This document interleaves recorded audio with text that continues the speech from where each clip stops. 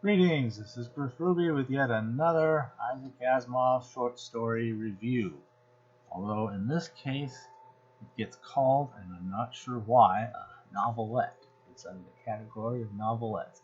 The Billiard Ball by Isaac Asimov, page 6. So, let's see what we have here. It does not have a blurb, and there doesn't seem to be any artwork here, but there is artwork further inside.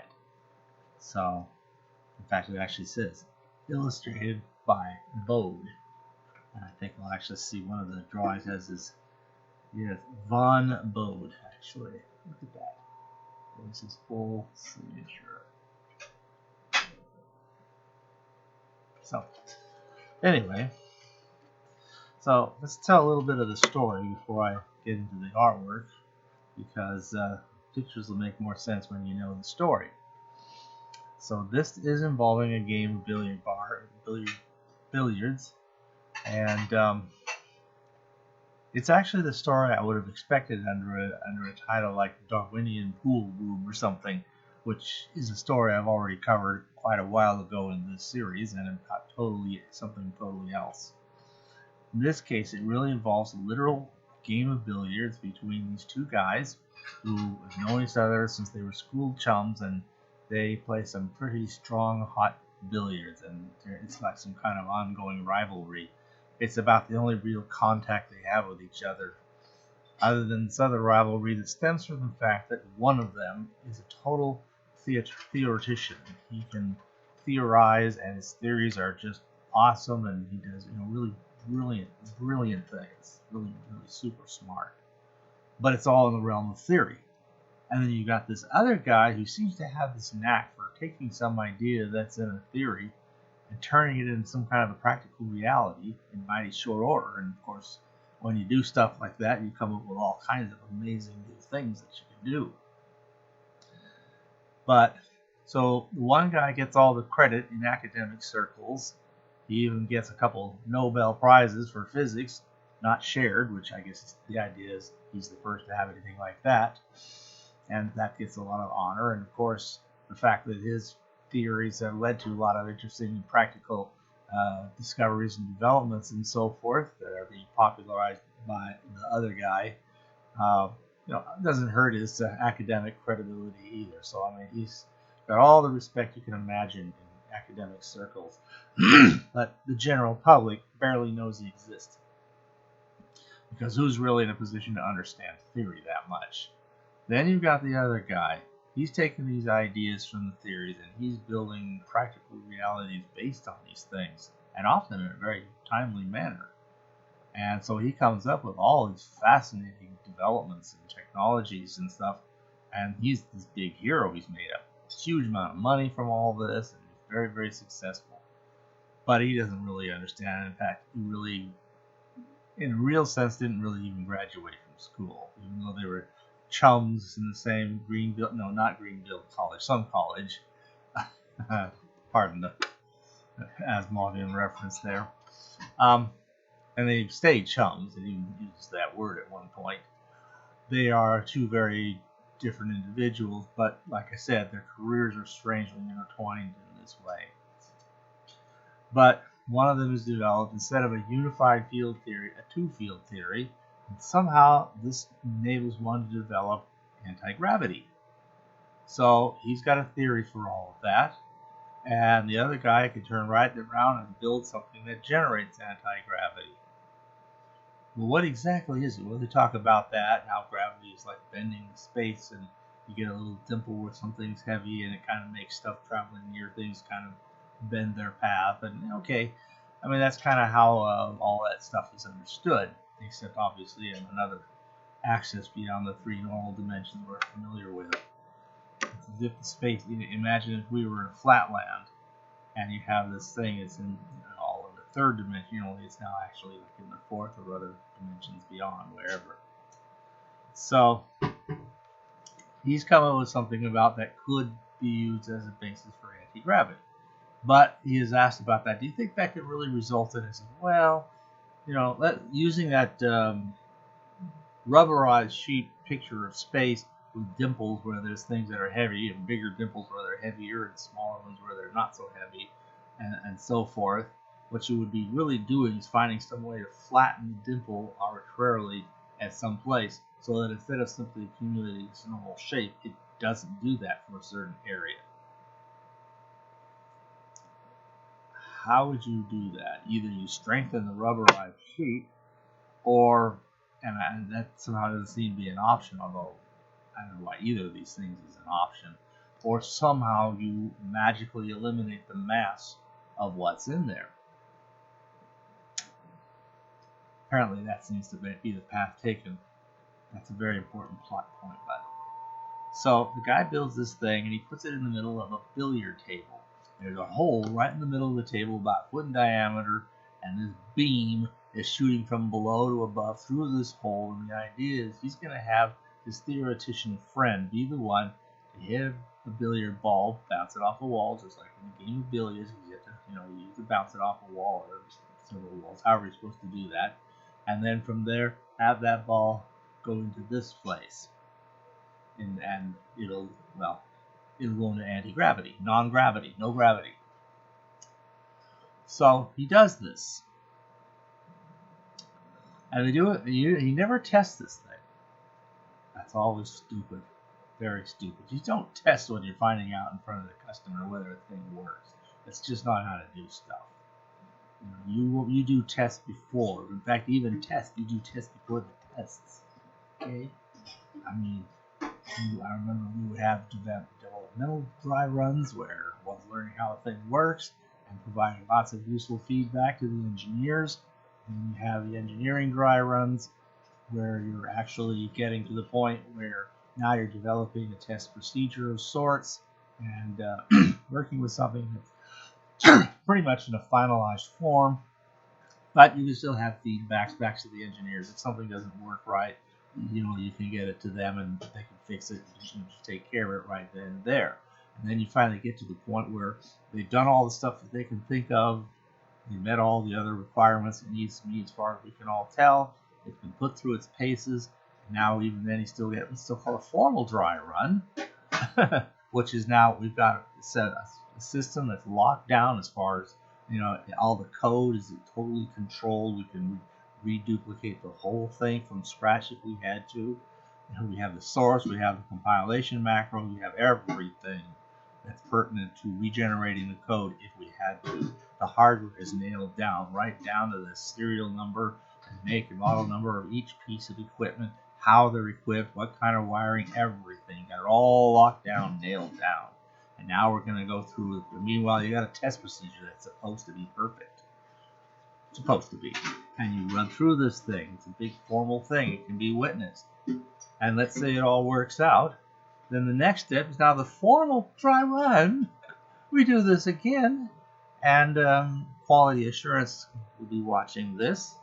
And anything that doesn't go as planned, they have to write it up. And all these little things get documented and so forth. But things can still surface.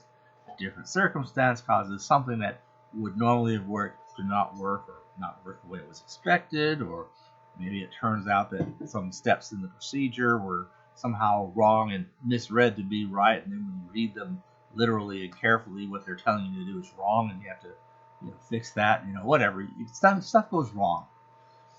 But at any rate, that's when you'll do that. And then finally you get to the formal test. That's just still only a test. We're not talking about putting this thing out in the field and using it for anything. Now the customer and everybody sees this whole thing. They watch it go through this whole big procedure and it all works. Hopefully. Or if it doesn't, that can be pretty embarrassing because everything's been through its paces so many times. You should not be finding stuff wrong at that point. I mean, as a former tester, I can tell you, if stuff goes wrong at that point, it's really my fault because I should have caught it before. Whereas earlier, we're still figuring stuff out, we're still honing stuff down, we're still solving things, finding problems either in what they built or my procedure or some combination thereof. Sometimes there's changes or fixes they make, and if I don't know, that won't be in my procedure, so they get out of sync. Kinds of little things. We're honing that stuff down. We expect that kind of stuff. by the time we've been through a formal dry run and we've wrung out the last of the stuff, we should be ready for a formal test where everything should just go according to the script. And that's, and once it's done that, now the item is sold off, and actually they'll get their own people to do further testing of their own kind, operational testing, and finally getting it used. But instead, this guy decides to bypass all of that. He's never put anything into this anti-gravity field that's about like a cylinder, a foot in diameter, and I'm not sure how tall, but plenty of height in there. And he's picturing that when you hit the billiard ball and it bounces off the wall and comes into this column, it's going to just start floating off into the air or some who knows what. And you get to the game and something very different happens. The ball suddenly dashes off literally at the speed of light, knocks a hole right through his rival, goes out the wall and everything of the building, and fortunately the building's on the top of a bit of a hill and the top floor of the building in a countrified area, so that this ball, leaving this billiard table at the speed of light or very close to it, because he's bumping into stuff all the way through, going through a human being, a chair, a wall, scraping across the billiard table, going through the atmosphere at the speed of light, and so on. But within a tiny fraction of a second, it's outside of the Earth's atmosphere, and after that, it's going to go on in space and drift that way for a long, long, long time, probably before it collides into something and makes a giant crater in it. So that's what's happened there. And apparently nobody expected that. Well, now we get to the illustrations here. We can start talking about what each picture is. Now, this is a picture of the guy. He was sitting down kind of at that point, and you can see where the ball went through his arm, his chest, back, the chair, and just left totally neat holes as it went through at something very close to the speed of light. Seems like a good-looking fellow, or would have been, or had been when he was alive. I don't know, having a hole in the chest. This seems to be, maybe this could be the ball zipping through space around close to the speed of light, or it could be the way it was going to float off into space. Because one other thing is, when he had this anti-gravity thing going full blast, apparently you have to put it at levels and you have to turn it to a strong enough power to really get full, perfect anti-gravity, which was the problem our theoretician had. He's like, this will take power. If you don't have enough power, you won't be able to generate the anti-gravity that you need. So what you could do is raise the gravity, raise the power, but no matter how much, it's like flattening that rubber sheet. You can bring it closer and closer, but it would take an infinite amount of power to make it infinitely flat, which is what it would really take. Yet somehow this friend has found a way to make it infinitely flat without using an infinite amount of power. I don't get that, but you just have to accept that. And here is our theoretician. Kind of nondescript looking, kind of person you can very easily not notice. And we have one other drawing here. This seems to be just a billiard table with a couple of pool cues, and there's a ball there. You can see outside the window there's space. So anyway, those are the illustrations that come with the story. Obviously, when this story got gathered up into the very last story contained in Asimov's Mysteries. It's the newest story, the one that comes at the end of the book. It's the last one he published to come up in this book, which means after this, you won't be seeing this book as something for me to hold up and say, here it is, many more times. So, Nightfall and Other Stories finished up just the previous story, and now Asimov's Mysteries, actually published an a year earlier, is finished here. So, the question kind of comes. The theoretician, they're both really good billiard players.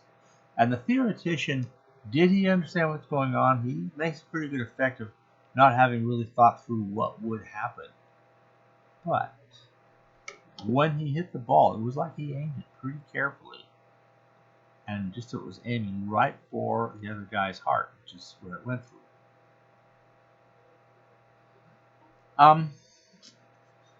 Was it murder or was it not?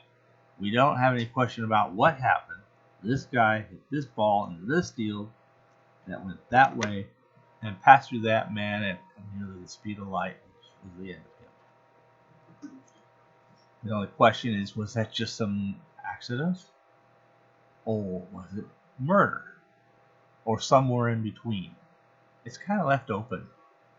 So actually, though, that's kind of fun. I mean, it leaves you kind of wondering when it's a question of motive.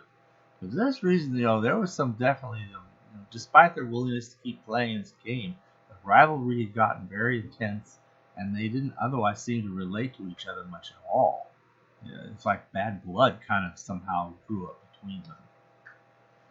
So, at the very end, he's having to ask, when Priss, that was the name of our theoretician, sent that ball towards the zero-gravity volume and the tri-dye films bear me out, it was already aimed directly at Bloom's heart.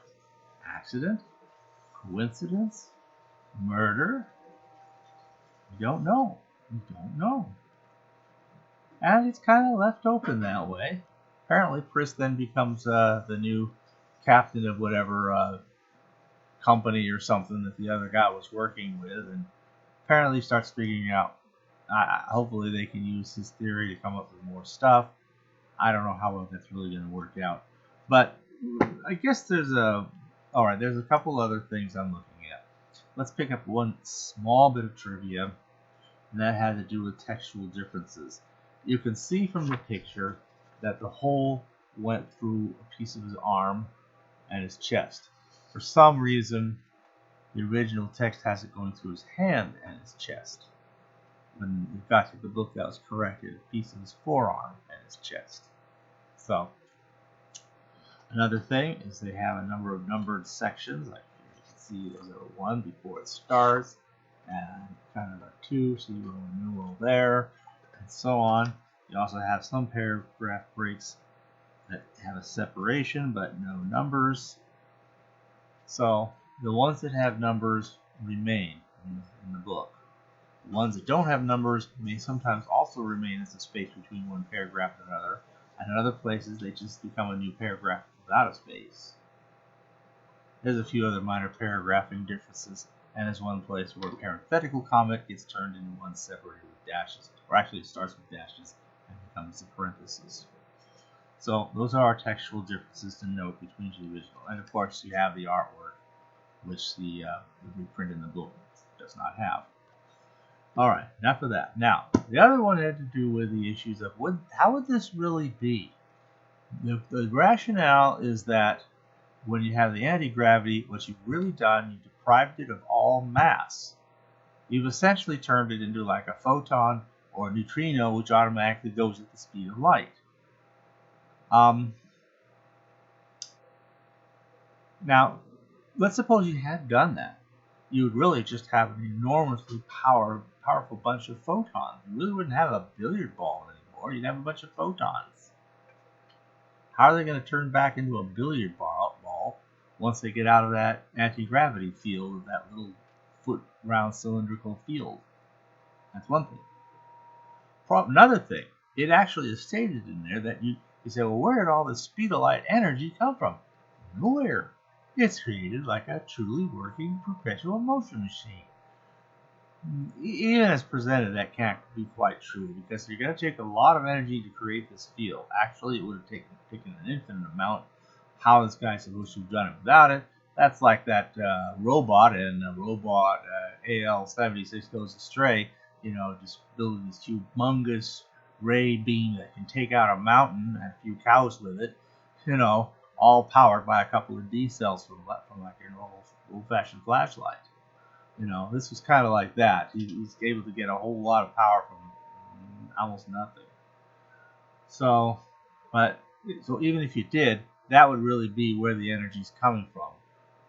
is that the energy you have to put into it to make this field exist is the supply of the energy to make anything put in there go at the speed of light.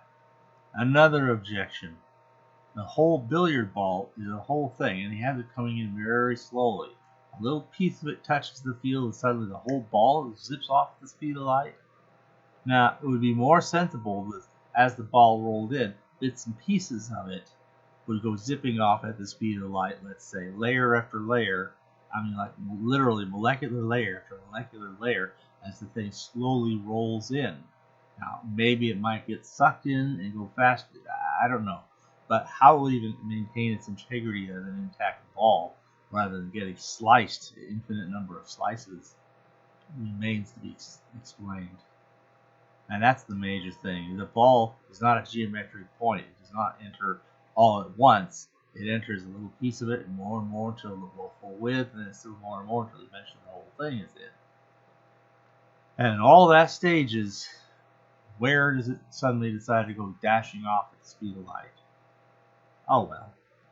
So the science, yeah, you think somebody of his training would know better as far as the science, but it's an interesting story, and the real thing of it is there's the rivalry between the two guys, the suspicions that maybe it was a murder, or maybe not. I mean, at the beginning, Priss was saying, I didn't know, this had just happened. And, it took me a while to figure out what happened, and I realized, oh, wait, when you have anti-gravity, it's not just going to float off somewhere. It's going to dash off at the speed of light. I wish I should have realized that if I just applied the theories I already knew and developed. And I was just caught up in the program. We're going to do this thing. We're going to do it this way. And I was going to send it in that way. And there it would go. And, I wasn't too worried about what was going to happen. I don't know. You can take it different ways. It's all a matter of interpretation. So, that is the next story. The billiard, let's see, told again, the billiard ball. Okay, thanks for listening.